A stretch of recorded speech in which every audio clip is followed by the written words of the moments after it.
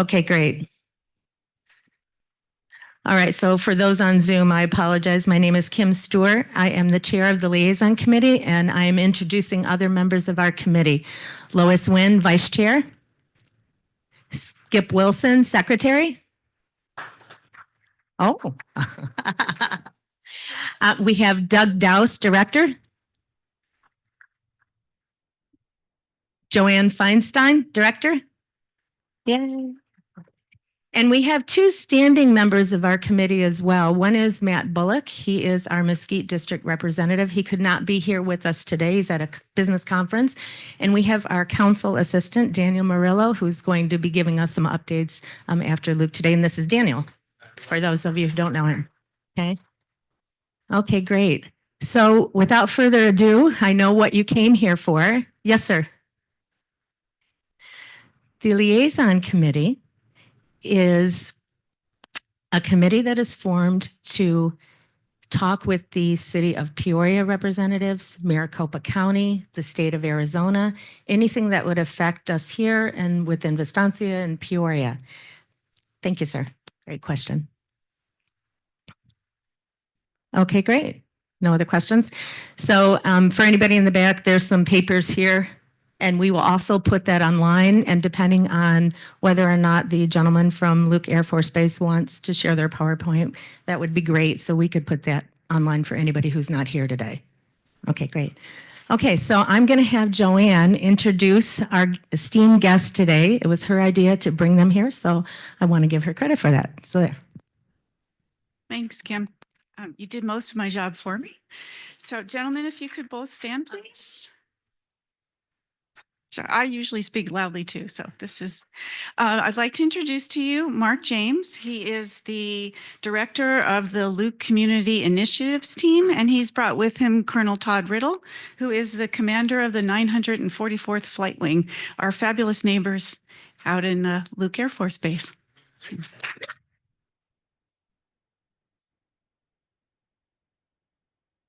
Okay, I'll go first and then turn it over to Colonel Riddle, who can definitely add a great depth of knowledge and experience from the skies. I came up through the civil engineering world in the Air Force, so I always say I've poured a lot of runways. I've never taken off from one. So we'll get Colonel Riddle up here in a minute.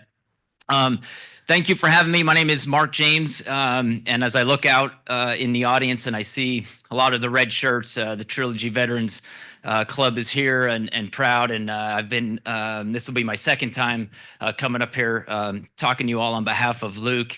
And then you also add in the Liaison Committee and the mission that we just heard of the Liaison Committee.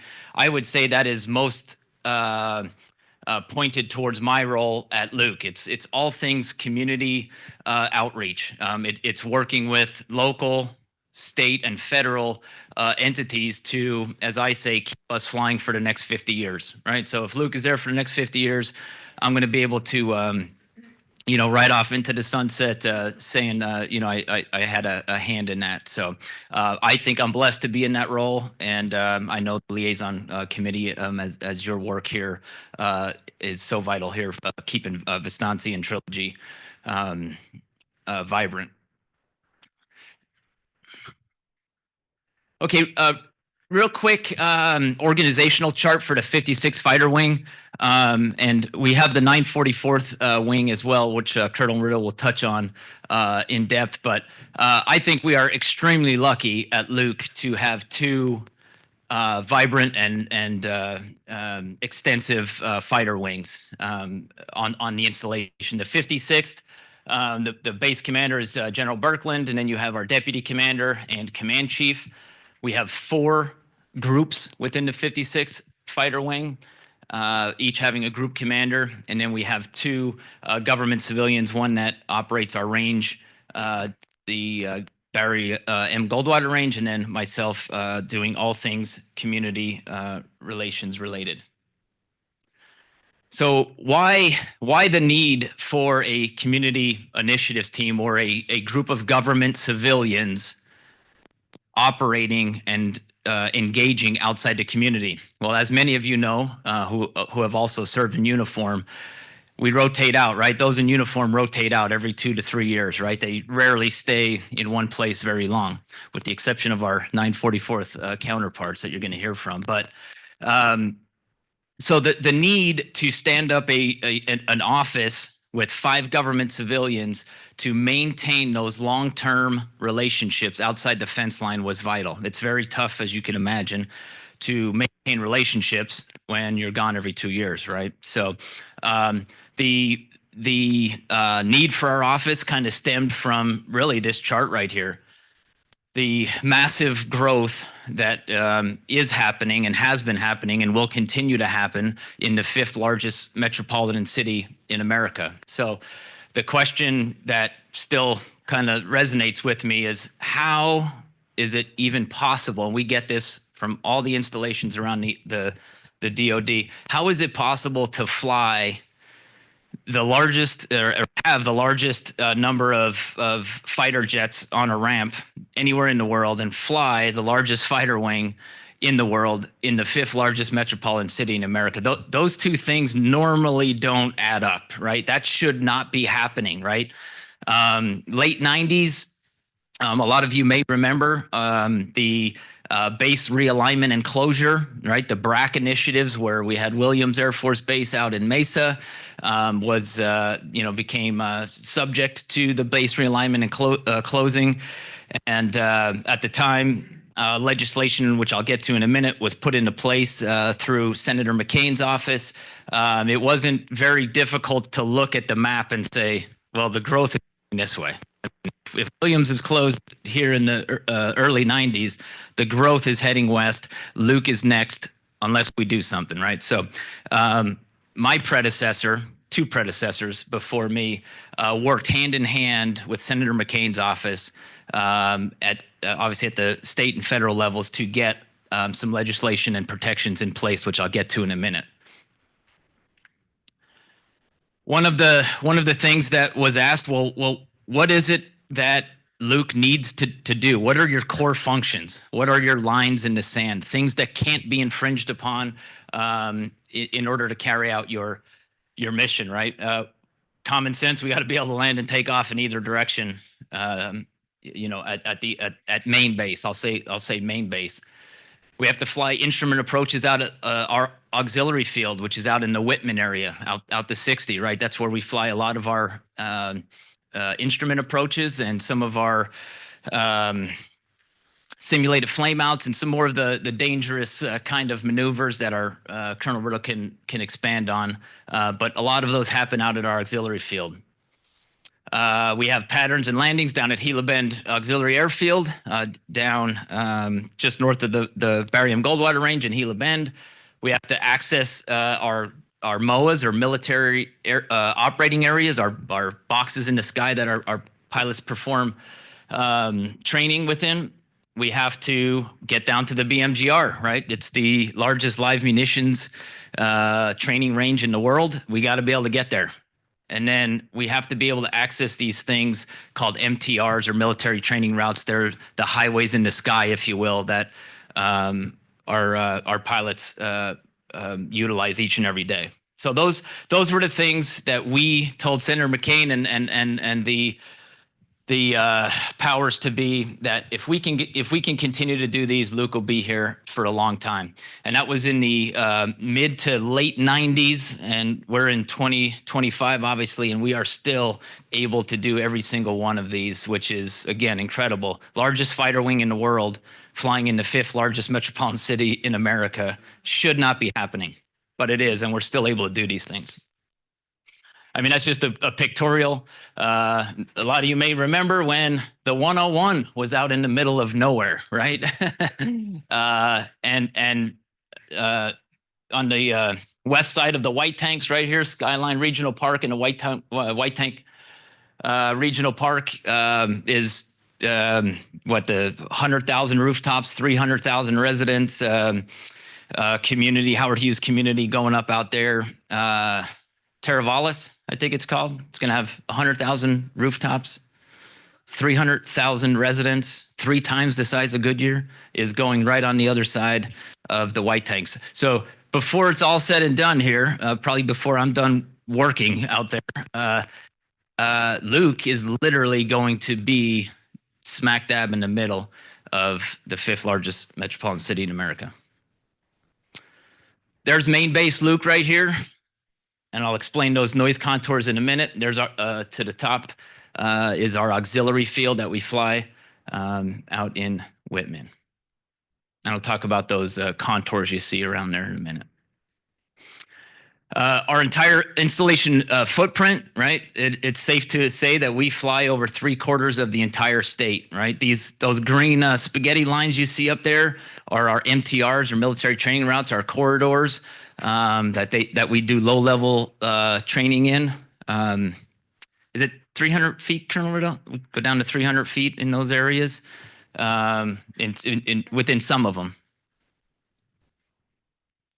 And the blue boxes you see here are our MOAs, or military operating areas, boxes in the sky, if you will. So lots of mission to protect, and that's part of what my office does. An example is, of course, growth around the installation is important, but what about a solar array that has 250-foot transmission towers out in Yavapai County or Pinal County? The time to find out about these transmission towers isn't when Colonel Riddle's zipping around to 300 feet down there, right? That's not the time to find out that there's transmission lines affecting some of our military training routes. So we work really hard with county developers, not just Maricopa County, but all the counties that could possibly affect our airspace. And like any development, all they ask is we have early dialogue. A developer can change anything when they know ahead of time what an impact is going to be. The problem lies when it's already built and you say, hey, wait a minute, there's a problem. Well, now we got a problem, right? So that's kind of what I try to do. Surrounding communities that we work most closely with. Obviously, you got Goodyear and Surprise here in the great city of Peoria. We got Glendale, Tullison, Youngtown, El Mirage, Buckeye over here. Again, community initiatives officer.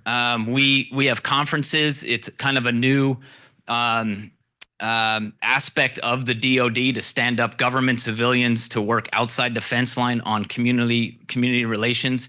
I was in uniform for 22 years, and you know, I don't ever remember early in my career being so focused on what's outside that fence line. Right? It was we're the big bad DoD, right? Behind gray concrete walls. Don't worry about what we're doing. Right? We're federal. You're state. Don't worry about what we're doing. Well, that doesn't work, right? That doesn't work.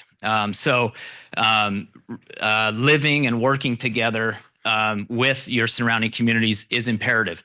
A lot of you have served in uniform, been at a lot of installations. I would say you'd be hard pressed to find another installation that has 13 municipalities directly surrounding it. 13 mayors, 13 city councils, 13, right? Engaging with them and keeping them abreast of what we're doing and how we're doing it is important. And that kind of falls on our office along with our 944th partners. Mission sustainment, like I said, I want to keep Luke here. My job is to keep Luke here for the next 50 years. We do that by obviously 2 main protections, land and air protections. Luckily, we have the greatest protection. No other installation in the DoD has codified in state law 2884-61, codified noise contours and our accident potential zones and our clear zones off the end of our runways. It is codified in state law what can and can't be built within that. We call it compatible development, compatible growth. All other installations, they have handbooks. They have Air Force derived handbooks that say when planning an airport, it would behoove you to not put residential right at the end of the runway. We have handbooks that say that, and that makes common sense. Let's not put a high rise at the end of the runway. but we actually have it codified in state law, right? You hand an Air Force instruction, right, to a local developer who is concerned about this, right? You hand it to him and say, "Hey, sir, this I'd suggest you follow this," right? Yeah, thanks, appreciate that. Doesn't matter to me, right? Money talks.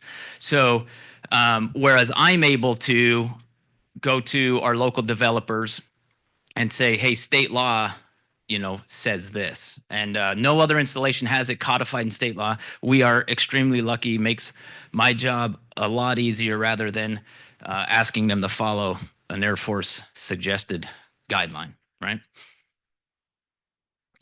That blue box is known as the territory in the vicinity of a military airport. So anything inside that blue box, all local planning and zoning departments send me, my office, the development pack. We call it a package. Comes with the narrative and the application, what they're building, site plans, all those things. So anything within that blue box, the municipalities are required to send the local installation, which obviously in this case is Luke, those development plans for review. I get to review them and I get to comment back, just like APS gets to and EPCOR gets to, and everybody gets to comment on these packages before they go to council. I get to comment back on what may or may not be a concern. 99% of them, somebody's building a Firestone 3 miles away. Obviously, it's a quick, no issues. Thanks for sending it our way. But some of them, we take a very deep look at, and we really work. I think about the Nestle development that's right on our western fence line, right next to Falcon Dunes there. 2.5, yes, exactly. 2.5 years ago, before they could tell me they were Nestle, they went by Project Dynasty. Their site selection team came out, met with us. I walked that parcel where they're currently at with their site selection team. I kind of figured it out when they had polos on that said Nestle. But anyway, we're thinking about putting manufacturing here. What concerns would you have? Well, depends what kind of manufacturing. Are we talking like nuclear manufacturing or coffee mate, right? So a little bit different between the two. But I've been working with them, and yes, their building originally was 240 feet. The racking system that they have, that big white box that you see next to the lower building, is nothing but a racking system where they keep all their product. No humans are in there at all. It's literally press a button. It's delivered right out to the floor. But it was at 240 feet. We did a radar analysis of what that would do for our radar splay or feed, and it caused some blockage on the other side for our pilots.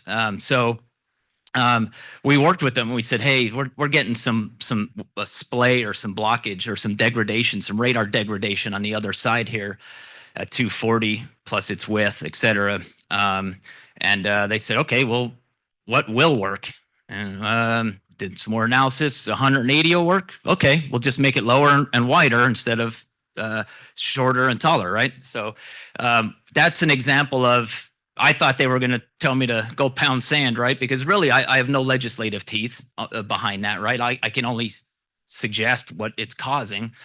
But that's an example of, tell us in the beginning. No worries, right? We can always work with things. So that's an example of if state law would not have mandated the city of Glendale to send us that development package for review, they would have built it, and then we would have had to adapt to it. We would have had to do something with our radar, get it up off the ground another 60 feet or whatever we had to do, right? So, and then in 2004, House Bill 2141 added the auxiliary fields. So in 2001, state protections for main base, Luke. And then in 2004, we added our auxiliary fields, right? There's the box that anything within that box, any development, literally, some of them I wish didn't come my way, like, Bob's putting a swimming pool in his backyard. Some of those I have to look at, which is fine. But some of them are very important, right? Some of them are very important. And then speaking of auxiliary fields, there's our Gila Bend auxiliary field and our noise contours, and those shaded areas are the accident potential zones, after, which are kind of codified as well. 70, 80 years of studying aircraft accidents where they most often happen. They kind of put some boxes or teeth to them. I think it's kind of cool that Gila Bend Auxiliary Field is 56 miles south of Luke Air Force Base. 56 Fighter Wing, 56 miles south of Luke Air Force Base. Somebody briefed that one time, and I'm in a meeting it probably won't work from here, obviously, but I was in the conference room on Luke, and somebody briefed that 56 miles, and 944th uses 944th for everything, right? I'll be there in 9.44 seconds, those kind of things. The 56, they like to play off that number, and somebody said it in a meeting one time. It's 56 miles. How are I'm like, I don't know, and I literally pulled up my phone and did the distance to Gila Bend Auxiliary Airfield, and it was 56 miles. So it's kind of cool. Yeah, there's the growth, right? So I got hired in our office in 2000, and I was told, yeah, it's a great job. It's not too busy. There's a couple developments here and there you'll have to review, but well, we all know what's happened in the last 5 years up and down to 303 and that corridor, right? So it's been drinking out of a fire hose for sure. But again, I just know how lucky we are to have these submittals come our way for review. It just doesn't happen at other installations. Nellis Air Force Base up in Vegas, I met with my counterpart up there. I said, hey, how do you work with local development? He said, well, they build it and then we adjust to it. And here at Luke, we're lucky. They ask us what would work, what won't work, and they build to us. So very lucky. Why a lot of light industrial around the base? Well, state statute says residential, right? We have a little bit of jet noise. I mean, it's not, they're not real loud. I mean, they're just a little loud. So jet noise and residential don't necessarily mix. Obviously the nature of what we do, what these brave men and women do every day, we train fighter pilots, right? So you got single engine aircraft with student pilots training, right? So lower densities makes sense. Light industrial makes sense, right? Picture on the right here, aircraft accident 2019. There was some product lost, right? There was some product got lost there. Okay, not over here. A7. If you look in the background, left, that is the University of Arizona's football stadium.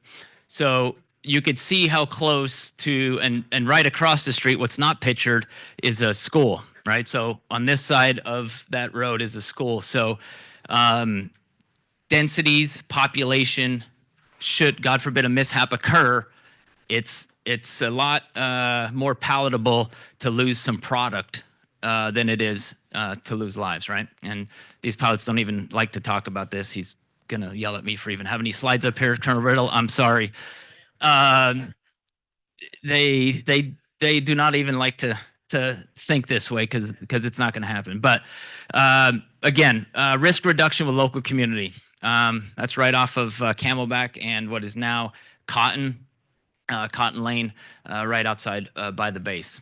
So again, imagine a 36 dwelling unit high-rise, apartment complex sitting there, right? That's why today there's a warehouse there, right? A little bit different than 36 dwellings per acre unit.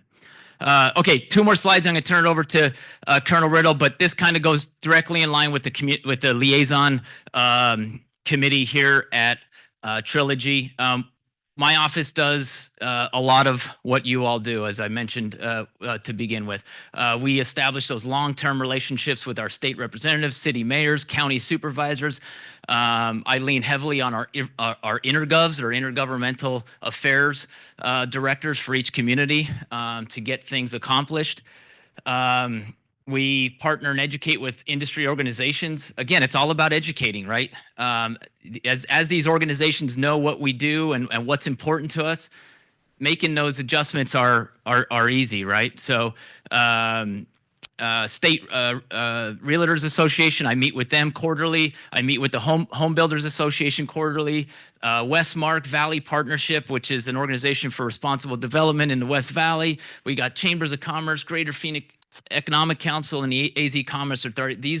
These organizations I meet with regularly. I keep them in my hip pocket. I build relationships with them to the best of my ability, so they can tell me kind of what's coming down the pike in terms of industry, and I could then brief leadership, decision makers like wing commanders, Colonel Riddle, et cetera, on how to on what the local area is looking like.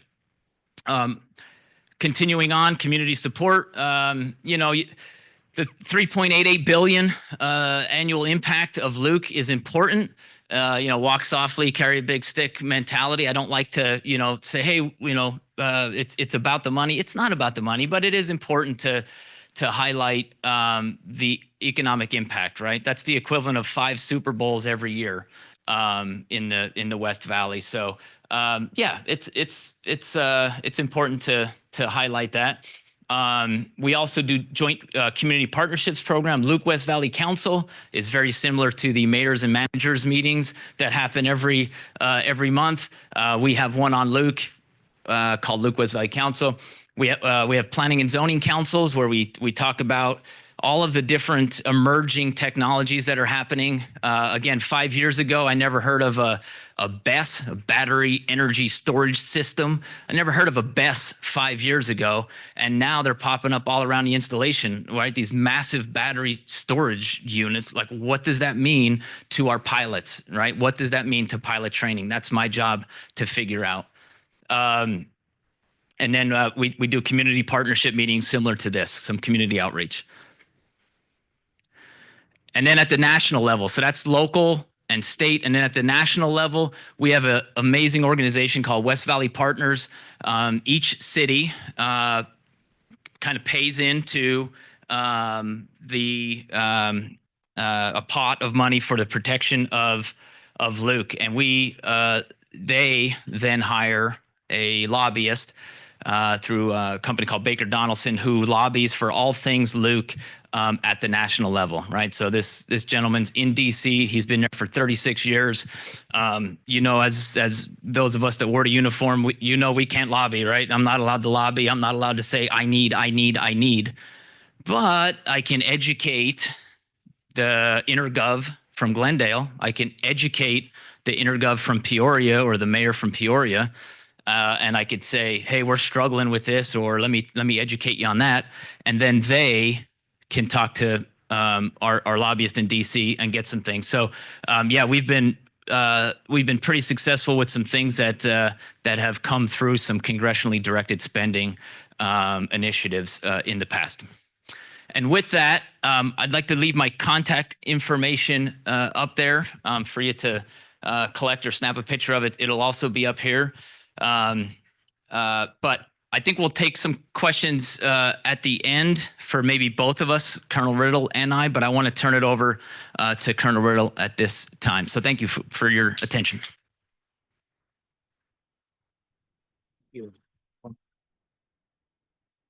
Thank you, Mark.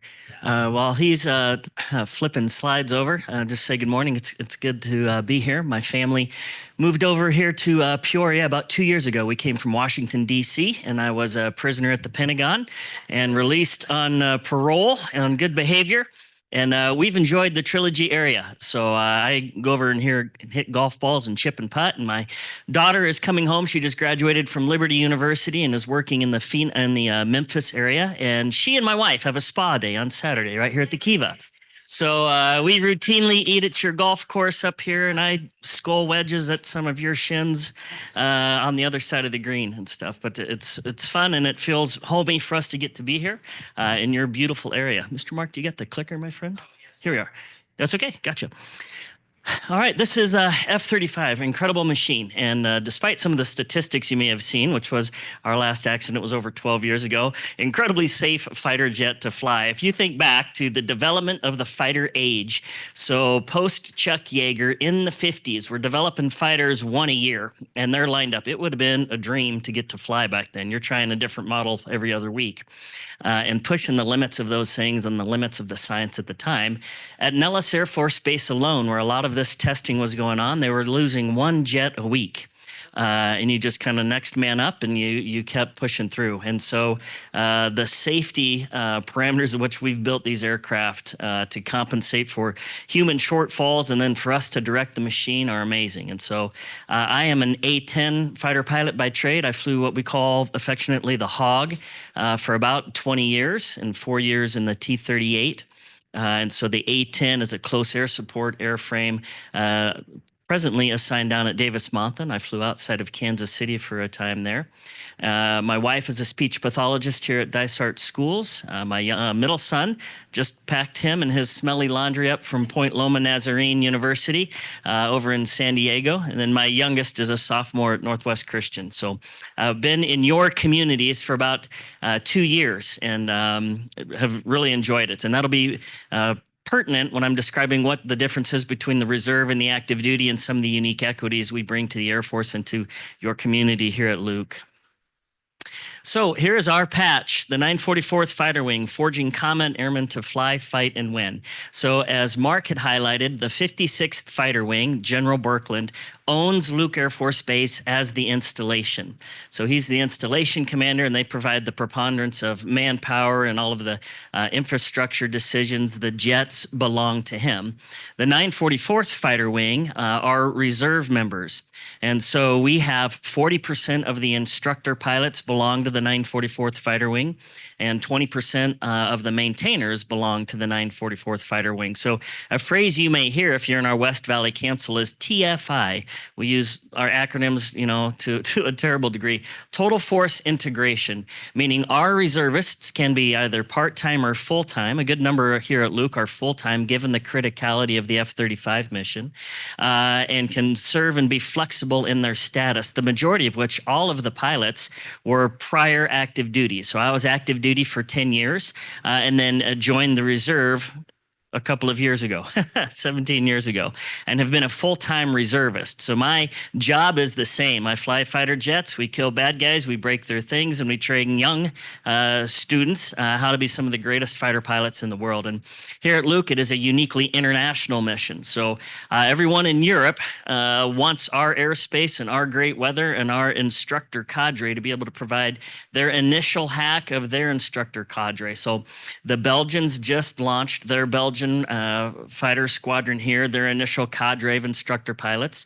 And the first Belgian F-35 was flown by a reserve instructor pilot, a reserve squadron commander, and a reserve director of operations running the Belgian squadron for their training. And then we partner also, we have Italians, we have Germans planning to attend. Canada has a squadron planned here. We'll see how that goes with the current administration and some of the barbed words they're sharing, not my business. I just train the fighter pilots. Danes, Denmark, we've got some Dutchies there as well. So it truly is an international cooperation out at the base. And so when you drive by the base and you look in the gate, it's just Air Force people doing Air Force stuff, and you can't tell any difference. And you shouldn't, right? We go to the same training. We have all the same schools. If anything, the reservists on the whole are quite a bit more experienced. My instructor pilots have 46% more instructor hours than my active duty counterparts. So we're kind of the old wise Yodas, a little wrinkled, who, try to bring the heart rate of panic down a little bit, given the busyness of the mission, and provide some, the more experience, more combat hours, more instructor hours, wisdom to some of the stuff that goes on there. And then within that, we have about 34 what we call KPL, key personnel and leadership jobs where we fill in for squadron commanders and directors of operations, pretty key executive billets for these jobs where we have active duty shortfalls. So we try to be, again, that Yoda that comes in amoebas and covers down on any shortfalls that we can. And so much like spring training, as you look out at the field, everyone looks the same. Everyone's wearing a Royals jersey. That's my son's favorite team. We grew up in the Kansas City area, and you can't see any difference, and nor should you. But if you were to open your roster, you would see who played where and where they're from and what the differences are. And so that's truly the only difference there that you would see at Luke. You don't know if you're flying with a reservist or a Dutch member or necessarily an active duty instructor pilot. And all four types could be flying in the same formation at any moment. All right, it's pretty fluid. And so Luke is unique in the cooperation of that relationship. It truly can be personality dependent amongst the leadership cadre. And so for what Luke has extended, they have built kind of the hallmark piece of this is the best way to run a combined organization is in that structure, unique here. I can also say unique to Luke is the community support.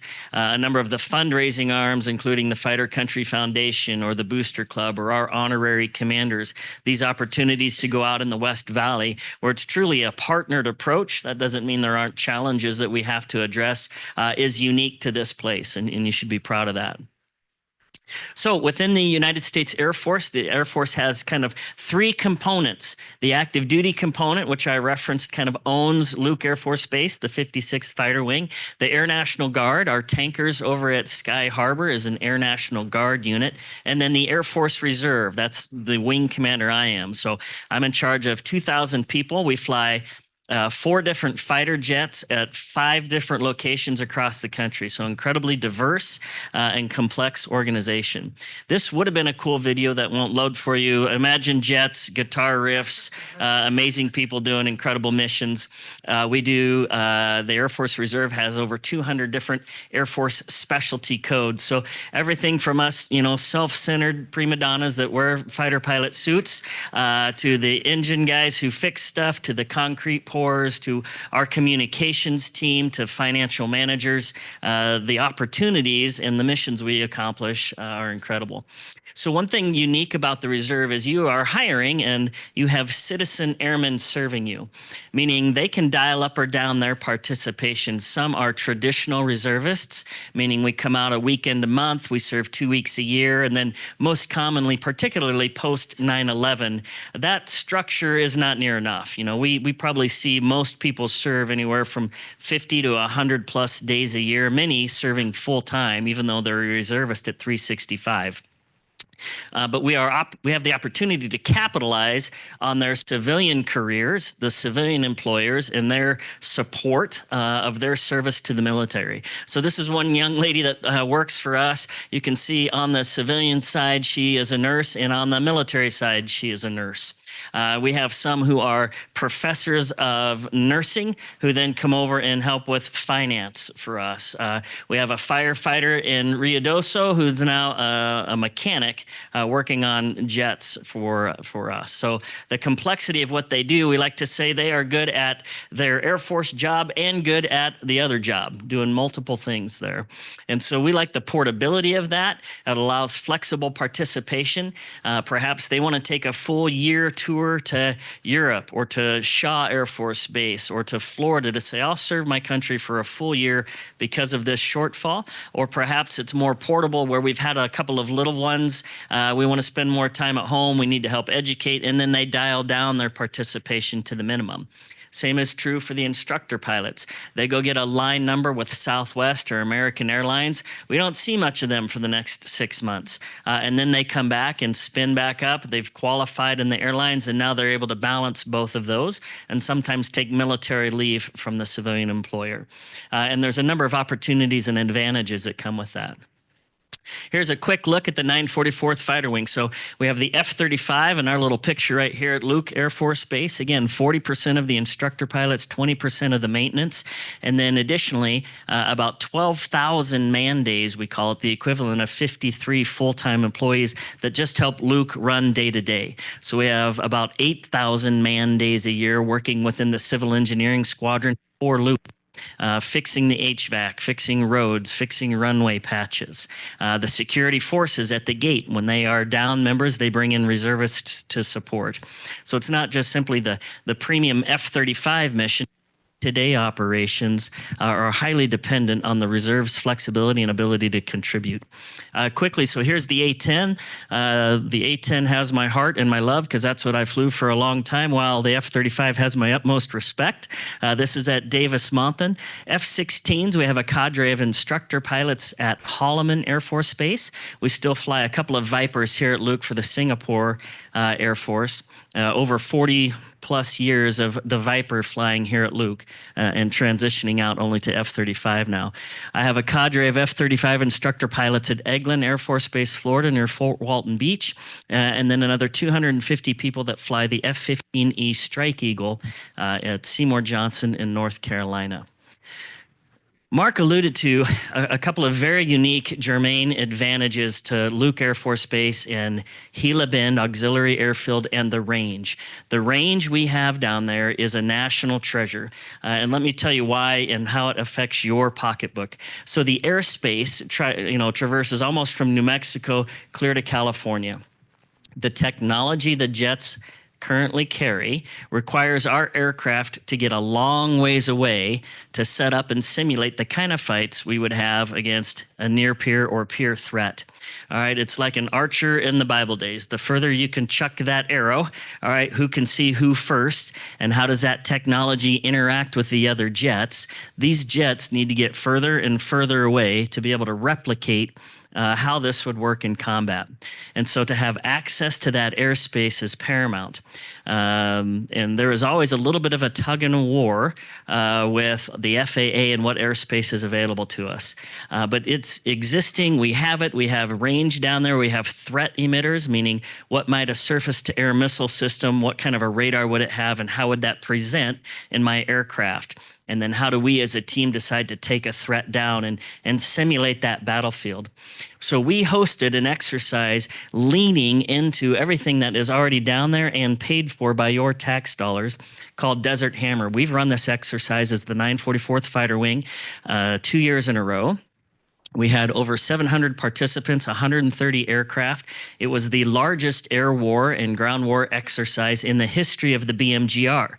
These are your part-timers, remember? 5 different nations participating in that, and it was us simulating, all right, what would our warfighting skills in the air-to-air be for the jets? But on the ground, we practice. Go down there and set up tents, set up your porta-johns. Where does the food come from? What happens when we run out of water? What are our communication structures? What happens to people when they don't get enough sleep? And how do they emotionally adjust to that and continue to do a mission? All of these kinds of things that we need to simulate and prep and train for. What happens when we go to war? And so an incredible exercise, joint partners, right? You can see these are Navy Ospreys. We had Marine C-130s dropping airdrops out on the auxiliary fields. In a picture of Luke's interagency cooperation, we had these very expensive high-fidelity mannequins that are run by an EMT on an iPad. And those mannequins have different injuries and make noise and seep blood and require tourniquets, and they cost a lot of money. And so we have those mannequins out in the desert. The Army helicopters from the Army Air National Guard here at Papago fly in our Air Force pararescuemen, some of the highest trained military members in the world. Those PJs jump out, treat the mannequin injuries, load them onto an Army helicopter, come back to Gila Bend Air Force Base Auxiliary Field. My Aerospace Medical Training Squadron, they are trained at transporting and treating patients en route. A doctor, a nurse, and another para hop onto the helo. They're treating this mannequin while the evaluator is inputting to the mannequin whether or not they're doing the right things or not. They're putting in needles or putting in IVs. Now the Army flies my reservists to the Scottsdale Hospital, where the surgical team comes up to the helipad, some there to help, most to take video, but a lot to help. And we offload the mannequin. We go down into the surgical bay, and then they do their official handoff as though this really happened. So the cross-functional cooperation between the military liaisons and the city is not something we're particularly good at, but is a great challenge and great opportunity. And so this exercise has now been deemed by AFRC, Air Force Reserve Command, so a 70,000 person organization, called and said, can we put our name on your exercise and this be the combat certification exercise for all of our fighter wings? Now here's the cool part, a single red flag vol. Red Flag is the premier fighter pilot training at Nellis. There's books written on it, there's videos, there's a lot of Van Halen music that goes when we talk about Red Flag. Okay, it is an incredible event. A single vol, 90-minute vol of Red Flag costs you well over $1 million. We did all of this. We broke a couple generators and a couple trucks. We did all of this for $100 grand. Less than 10 cents on the dollar to get the premier combat training that our nation needs using stuff that's already there. And so there's still work to be done. Gila Bend needs a new, it used to be a base dating back to the 40s, some of the buildings we think we still have. We have firefighters down there living in moldy dorms. Well, we have to have firefighters there. How do we place that? We're putting money into the runway. It is a national treasure and an infamous item for us. And so something I'd want you to know about. Real world impacts. I've got 4 minutes. Real world impacts. So I don't know if you guys had seen this in the news. Hawaii had a horrific fireworks explosion with severe burn victims. They put them on a military C-17 and were flying them to Phoenix Sky Harbor. You know this story? Would you like to share something? Okay, yes. And so they reach out to Luke and say, do you have anyone capable or trained to catch these burn victims and help transport them to the Scottsdale burn unit? When they called the 56th, they immediately went to one of the nurses there, who's a 944th reservist, and said, we exactly have this kind of training and this capability.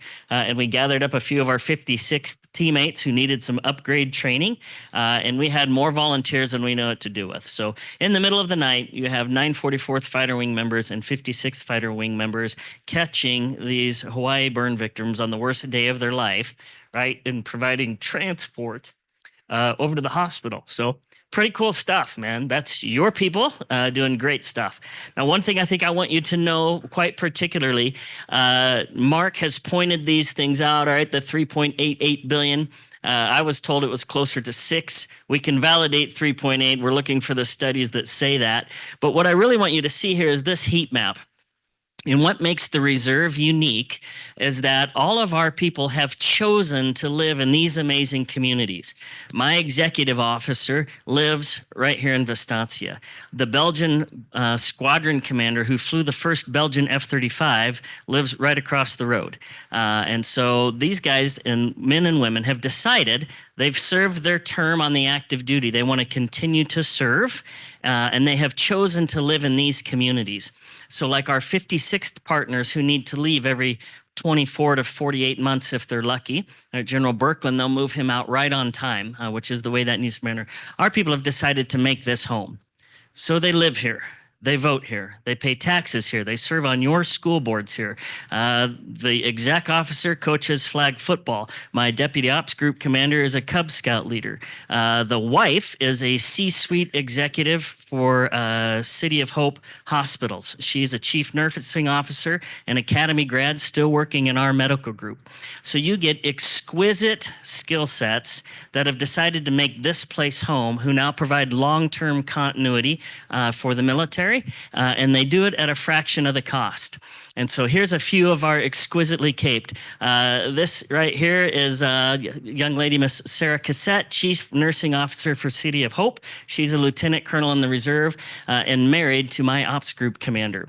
The gentleman in the middle is Chief Murphy, runs an MMA gym in Houston. His wife is in a video game, actually. She's an MMA fighter that you can simulate you're her, is a business owner and understands how to run a business. And his part-time job is to come serve our country over here at Luke.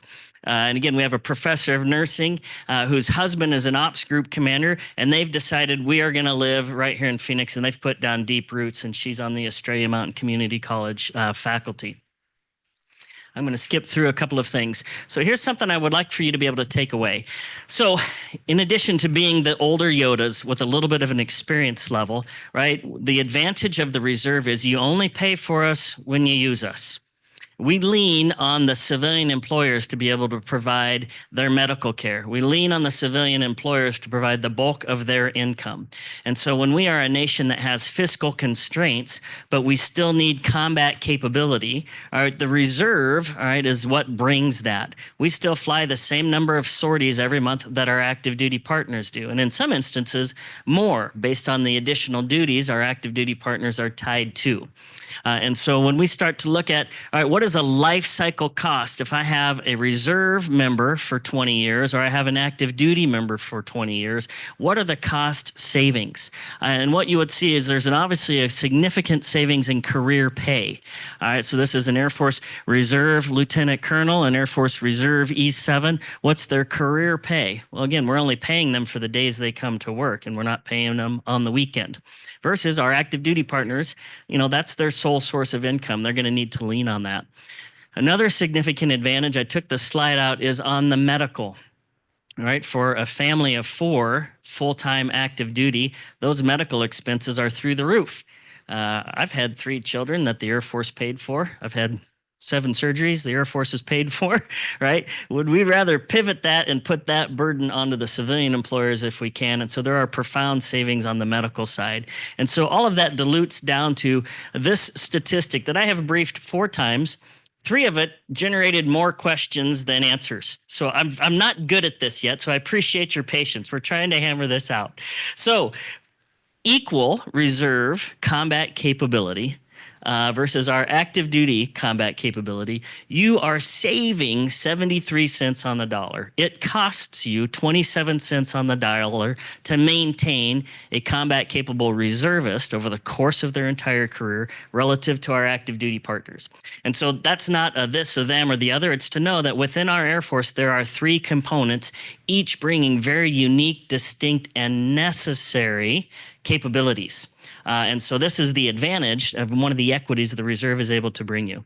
I want to make one last announcement here. So the 944th Fighter Wing is part of a numbered Air Force. And this is when we get into our silly spaghetti charts. And, you know, the Air Force loves these complicated pyramids. But Air Force Reserve, 70,000 people. There are 3 numbered Air Forces that we are divided by. We are in 10th Air Force, which is called the CAF, the Combat Air Force. We're the carnivores, all right? We're the meat eaters. The MAF is the herbivores, the guys that haul gas and garbage. That's a joke. Don't send that out on Zoom. It's like a brother-sibling rivalry. I'm looking at the camera. We love them. They love us. We can't go anywhere without the tankers and the equipment. All right, it's a joke. Don't put that out on Facebook. All right. Within 10th Air Force, there are 19,000 people and 17 wings. And the 944th Fighter Wing won the 2024 Power and Vigilance Award. First time they've ever won it. The #1 Combat Air Force wing in the reserve. And so they won it this year. We're very proud of them. So they did a fantastic job. Thank you. Given what I've briefed you on those 5 locations and a number of unique initiatives that our creative people have brought forward, kind of pushing the envelope of our readiness. The general in charge had said, hey, it was fantastic and quite frankly, not even close. Your team had done a phenomenal job, so we're very proud of them. All right. You don't care about that? I'll skip it. All right. I'll invite Mr. Mark up, and I tell you what, why don't we take maybe 5 or 7 minutes of questions, but then I will linger if your question get answered. This will keep me from having to go back and read emails. I'll say I'm busy, and I'll be happy to linger here in the room or out in the lobby if you have other questions. So if Mark would join me. Yes, sir. Folks, Singapore pilots said they're being moved out to Arkansas training. So F-16 training, yes, is U.S. F-16 training. United States Air Force F-16 training has moved, right? We're increasing what's going on at Holloman in New Mexico, Kelly in Texas, and the Singapore was a temporary solution that has become near permanent. And so the intent would be able to move the Singapore to a feasible location. I'm not sure about Arkansas. Fort Smith, Arkansas, and Ebbing Air National Guard Base is going to be an F-35 training hub, F-35 training hub. They used to fly Vipers and Hogs there for a little while. And Poland is the first nation to be standing up there flying now just recently in Fort Smith, Arkansas. In their insights. Yes. Thank you so much.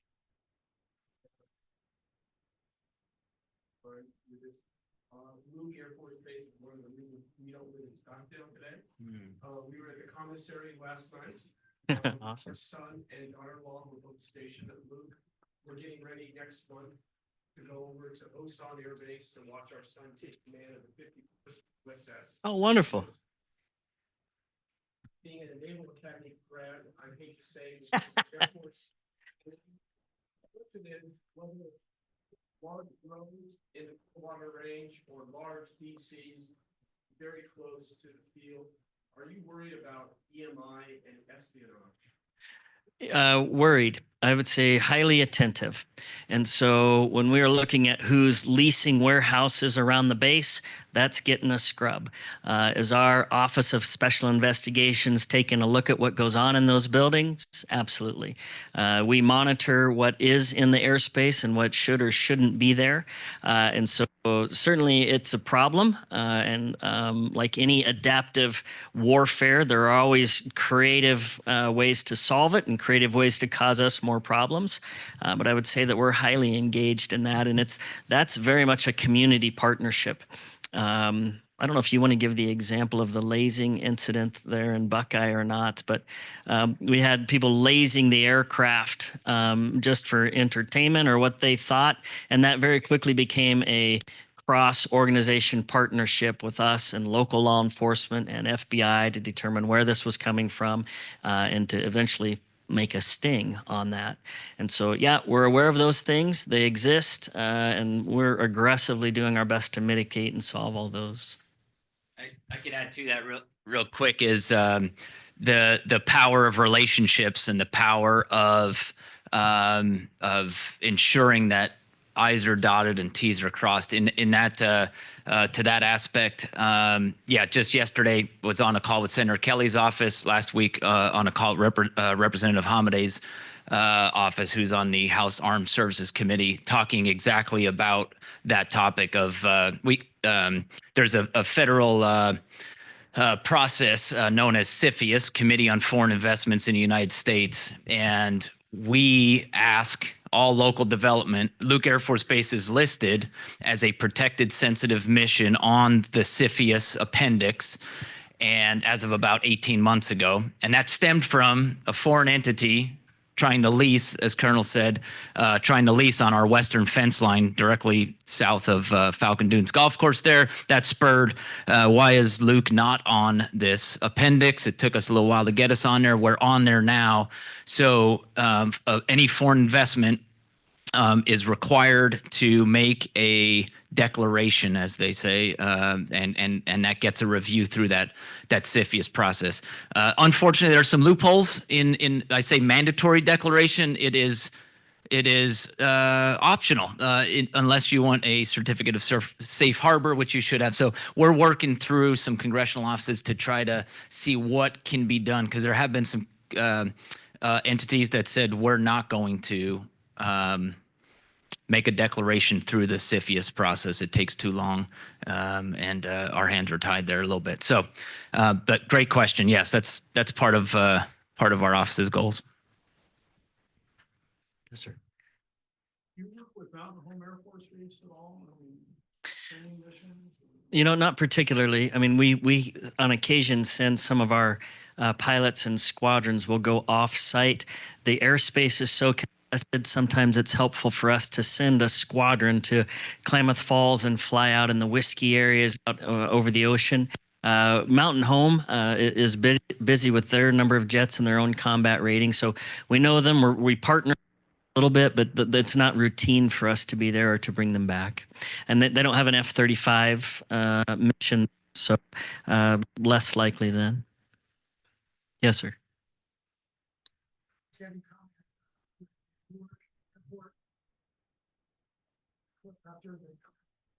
Reagan National and the drones, and Peoria was talking about getting an airport. You guys got to go crazy with that. What are you trying to do to mitigate that? And is your air traffic control system has got to be better than what we have tools? Why can't the civilian government adopt what you guys have? Let's put a pause on the camera over there. No. The airspace is very congested, and maybe we should add that slide that shows the traffic. So there's a month-long summary that shows kind of track points or dot points from all of the aircraft. Yep. And over on our side where, a Buckeye is looking to expand their airport and which runway are they going to expand, there are certainly challenges with the density of the number of airplanes flying there and, where we are flying around on our low-level routes as well. So how do we mitigate that? Well, I think Peoria, given the newspaper article, has decided themselves not to continue to pursue the airport. So, we were not in support of that, given the airspace restrictions, but that's their decision to make. So on their own, they've determined not to do that. I think one of the things to look to for hope is just recently, you saw in the news, there was a significant FAA initiative for, I think, a $12.5 billion kind of inflush of cash to move us from, and it's a multi-year project, from truly 70s era technology to present day. And so I think we are feeling, given the current hiring freeze, there are constraints and limits to our air traffic controllers. That's a limiting factor for us regarding how many aircraft or the amount of time that we can fly.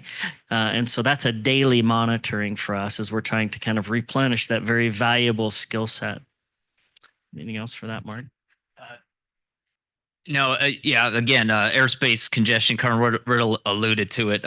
Something that we are invited to by the municipalities, and Peoria invited us to the table from the very beginning to sit in on that feasibility study. Buckeye is going through an airport expansion study as well, which is our southern corridor, very important corridor for us getting back and forth to the range. But we've been at the table with them for almost 3 years now, 3.5 years. So again, it's the understanding that it's going to happen. And if Peoria did go forward with one, let's just say we would find a way to work with and understand our flight patterns better and try to mitigate those to the best of our abilities. But I wish. Yes. Drone defense is one of our top priority needs for something that extends out a little bit more than we have it over the installation, straight up from our installation boundaries. We have some drone defense, but that's not where they're flying. So yeah, it's a priority. Good question. Yes, ma'am.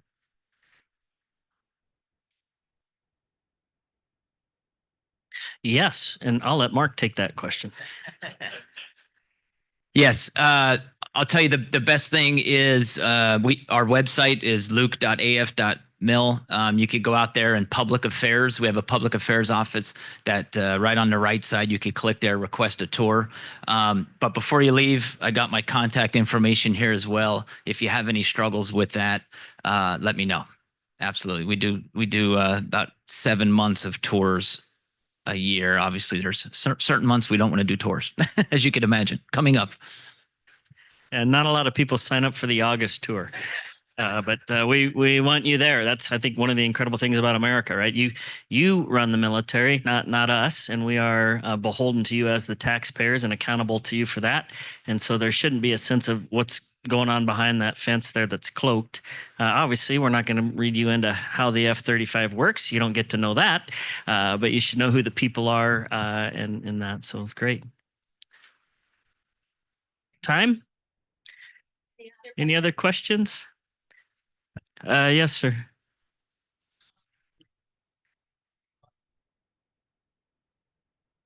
So the Osprey, like a lot of new airplanes, had a lot of growing pains, and then hitting kind of a certain cycle of life. Maybe not unlike some of us that need surgeries and upgrades.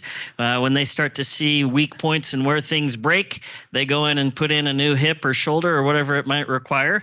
But some of those things you don't know are going to fail until later in the service life. I had a chance to fly on an Osprey over Pearl Harbor. We landed on a little grass field at Bellows, Hawaii, where the Pearl Harbor movie kind of was featured. Some of the guys had taken off from there, and it was impressive, and the way they used it was impressive. I'm not tracking anything out of the ordinary on that presently. I don't get to fly it. It'd be wrong for me to comment on how they're using it, I guess. Yes, ma'am.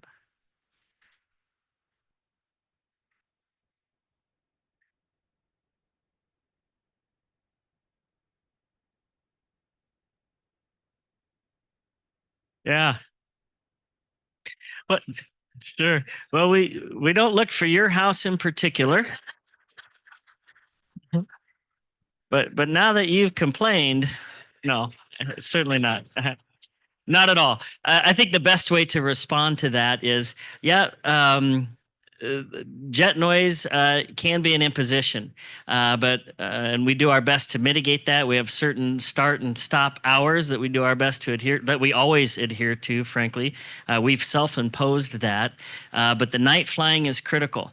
The things you see on the news going on downrange versus Hooties, that training starts right here. Okay, and so it is not our desire to compromise the quality of fighter pilot product we send out and continue to reduce what's already a minimum level of night flying. And so everything gets harder at night. It's more difficult. They need that initial exposure. We need to be able to refuel. We need to be able to use tankers and assets. And in the summer months, as sunset pushes on, that means it's later flying for us. And so I can promise you that we make every attentive decision to how do we minimize the impact to the community without compromising the quality of the fighter pilot we're producing. Yes, sir.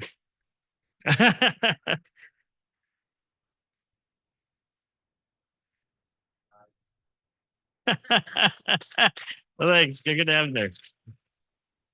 All in. Well, I would encourage you, all golfers here, to come play Falcon Dunes. You will be right underneath the traffic pattern. It's like your free personal air show.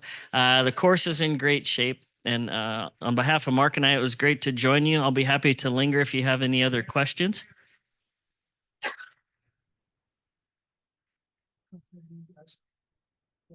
Okay, great. My phone must have been off. I didn't get invited, but next time. All right. Okay, sounds good. Okay, great. So just a big round of applause for these guys. Yeah. Yeah. And we're going to continue our liaison meeting. So for those of you who may want to spend a little bit more time, it probably would be good for you. We have a nice little area with couches and that over here if anybody would like to take that. So we'll just take a quick couple-minute break. So those of you who want to leave and chat with them can. And then those of you who want to stay on Zoom or here are more than welcome to finish out our meeting. Ends about 10:30. Okay? Thank you. Thanks, you. Sure, thank you. You guys are awesome. Turn that off for a minute.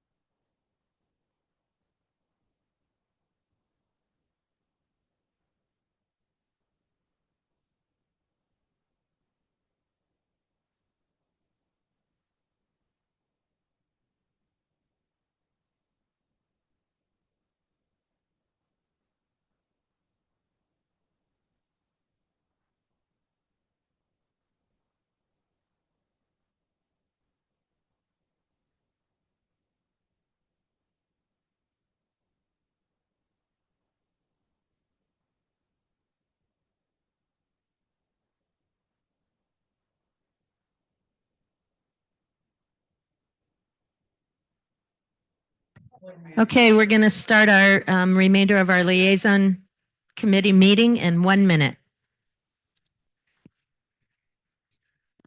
Oh, okay. You're kind of next, though. We'll wait for you. Perfect. No, he's here. He's here. Yeah. Yeah.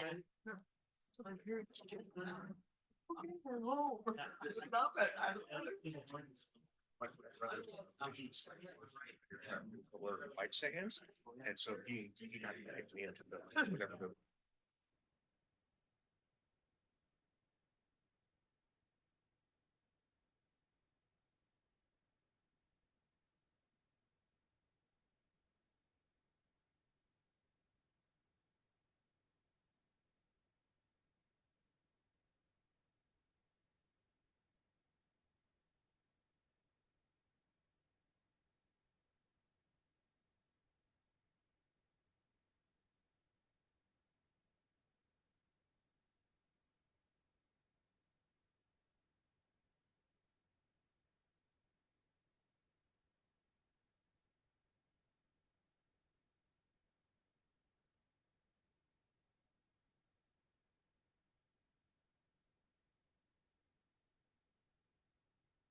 Next up will be Daniel Morello, who will give us a few City of Peoria updates, and he should be back in about 1 minute or less.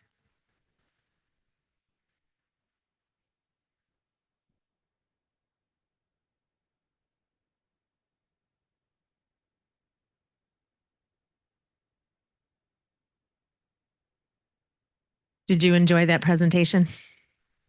It was wonderful. They're awesome. Mhm.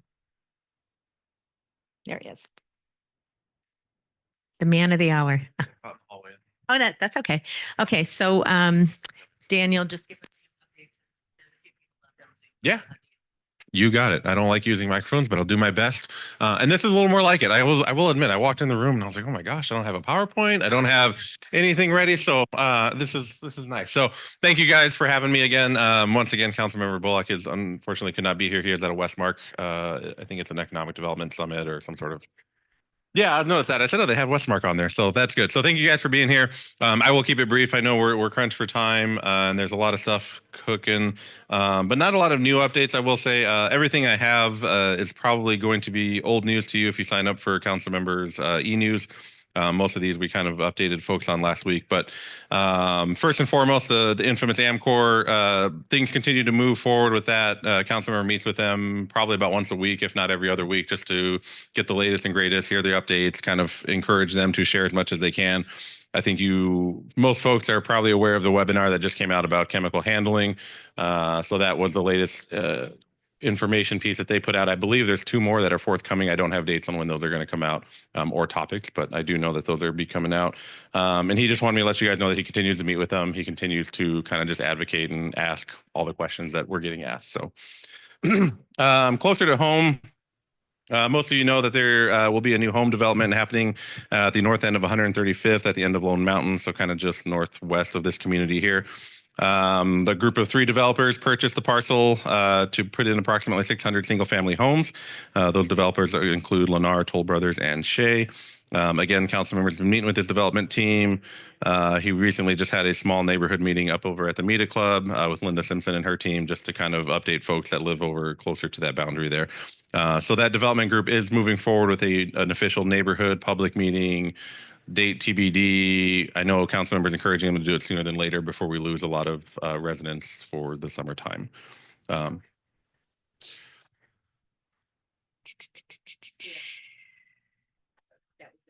No, you're okay. I think I'm trying to think. It came up during the discussion.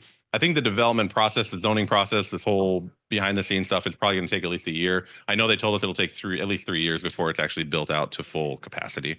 So I think construction, they told us probably about a year and a half or so. Single family residential, yeah. Single family homes, for sale products, typical, I think the only difference that came up was it will not be an age restricted community. So that question did come up during that meeting, but it will just be a normal single family community.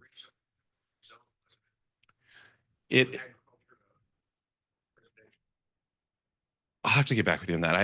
I think it was. stuff was rezoned on that. I won't say, I can't remember if it was a notice of rezone or application. It was a rezone, correct? Okay, thank you. There's so much going on around it. Yes, and I don't have the dates for all that in front of me too, but I think when that neighborhood meeting comes out, yeah, perfect. I'm trying to think, there was another development that we were talking about. Okay. So moving away from home developments, just a couple of wildlife updates. I know we're all familiar with burros and cows, so council members kind of been working a couple of different angles on both of those. He has been meeting with some different folks to talk about broken fences and ways to kind of help curb the appearance, if you will, of them, or the abundance of them, I think is the word I was looking for them. Yes. So right now, I think he was working with the Mystic community. He got some of them to help bring some fences that were broken and also install some cattle guards up in their northern parts of the community there. And then as far as the cattle aspect goes, he's still working with a lot of different jurisdictions, county, state land. I think he even reached out to the city of Gilbert recently because they had a similar issue in their neighborhood. So we're trying to find some solutions there, slow but steady. I know he has in earlier discussions, or at least I know former Councilmember Schaefer did at one time, but that's a good point. I can follow up and find out if he's having those conversations. If you have a good contact too, I can certainly, yeah.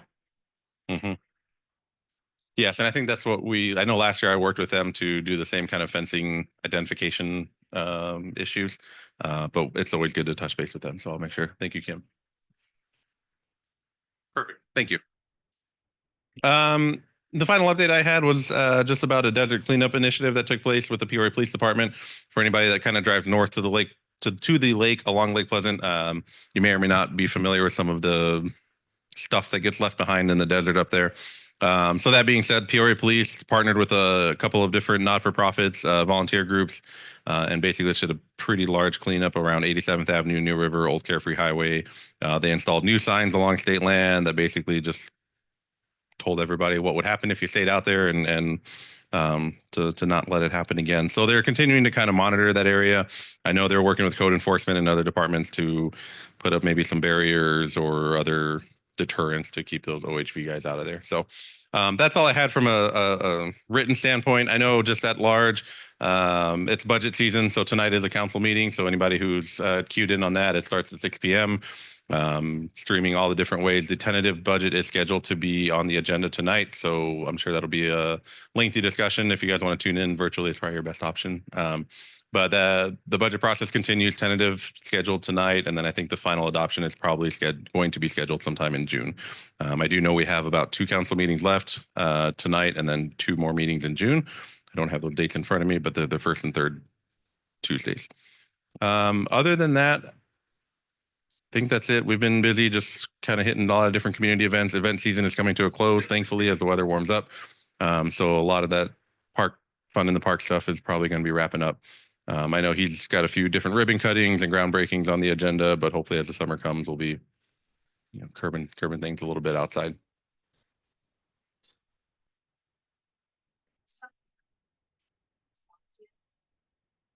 The traffic interchange right there. Yes. So I do believe I saw an email go through this week that, yeah, they're starting some actual work on site to install what I believe is going to be a roundabout at that location. So the physical groundwork has started on that. Let me see if I can get a construction timeline or anything like that for you guys to share. Yeah.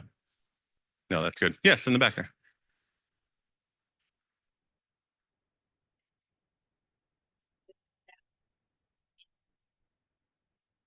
That is no, okay, thank you, Kim. So the question was, is the roundabout at Lone Mountain going to be a permanent solution or will there be a future signal? To my understanding, I don't believe a signal has been identified or warranted for that location yet. They were going to bring it back, yes. So to my understanding, I think it's still in that original schedule. But when I get that construction schedule for the roundabout, let me ask that question again and I can find out maybe a more current update on that aspect. No problem. Yeah, go ahead. Is my understanding correct that a connection to 74 up to North Point depends upon the 400 home being closed and settled back? So the question was for those online, if the connection through the community up to 74, what are the conditions for that connection to happen. I do know that there is a development condition. You're probably correct. It is probably the 400th home or 400th, I think what they call a plat or some sort of recording of that document. So let me follow up, but I don't know exactly the hard number. You're probably correct, but I don't have that in front of me. I do know that the development of those roads do depend on the developing communities, so we do rely on them to help construct and connect those roads. I have a map of all those roads. Maybe it'll help too if I get a map that includes some of those conditions of development. So, no, you're fine. The source of my information that the open house where the discussion was connecting El Mirage to 303. Yeah. Talking to Director of Engineering, I asked about a northern outlet, which would improve our overall access and egress in and out of our area. That's where he brought 400 home requirement to have that paved, to my knowledge. It's like a fair amount of mountain biking up that area. More than, yeah. Of those sites. Yeah. Yeah, it seems to be a slow and steady crawl towards progress when it comes to that transportation options, right, or additional transportation options. I'll connect with you after the meeting, and what I can do, I don't know if Jeff, you probably connected with Jeff at one of those meetings. I can send you a map of the potential future road connections, and then we can figure out, kind of how that's going to roll out. No problem. The final aspect on traffic that just came to mind, I do know if you see work happening, there is a signal that'll be going in. I believe I can never think. It's the street right in front of ALA along El Mirage. So Whispering Winds or Whispering, yeah, thank you. I think it's Whispering Winds. So right at El Mirage and Whispering Winds, there will be a future traffic signal. I was told that it will be operational before the school year comes into play this fall. So if you see that happening around that, that's probably what's going to be, that's what's going in there. No, absolutely. Was for the widening of Estancia timeframes for those. So the question was timeframes or information for the widening of Estancia. Yes, I don't have that in front of me, but I can get that too. What I'll do, maybe I'll package up some road information that includes some of those future connections, the widening of Estancia. Yes, I do believe. Yeah, it's just need that information. I know we had the Arizona Department of Transportation in the previous. That's right. meeting, Yeah, I but missed that one. it would be nice to understand. Yeah, to get a timeline of all that. And I think that's where it'll tie in to say, okay, we expect this connection to happen then, and then that'll trigger essentially a widening or something else in the future. Yes, so council meeting, there will be no council meetings in July. We come back in August. I don't know exactly the date in August, but yeah, 2 in June, and then we're breaking. If you do attend council meetings, I guess just as a heads up, I believe tonight's meeting will be the last one in council chambers before they begin council chamber renovations. So the June meetings will be happening same campus, just in a different building. It'll be at our Public Safety Administration building. So if you have anybody who frequents those or has questions about that, we can certainly send you all that information.